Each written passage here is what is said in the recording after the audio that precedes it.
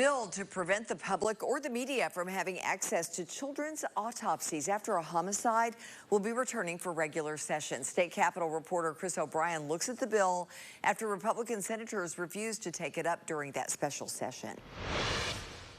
A bill to prevent the release of child autopsies after a homicide failed in special session, but it will be coming back. I certainly will be refiling the bill in January.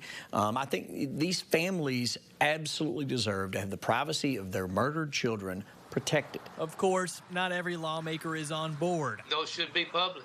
They should be public record. If I do a medical examiner report and somebody questions that, that should be public record. Hohenwald Republican Senator Joey Hensley is a medical examiner in Lewis and Wayne counties. He doesn't perform the autopsies, but he does sign off on them.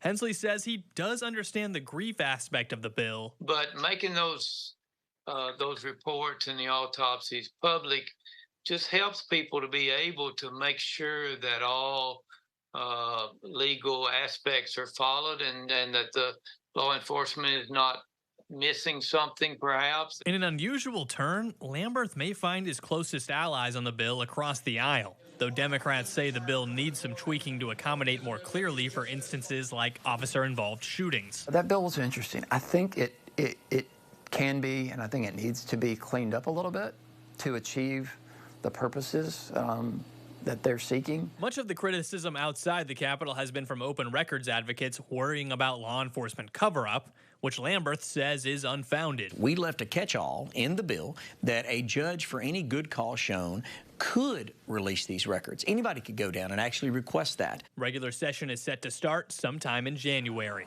In Nashville, Chris O'Brien. Now, during special session, the bill unanimously passed the House. The Senate declined to take up more than a few bills Governor Bill Lee sponsored.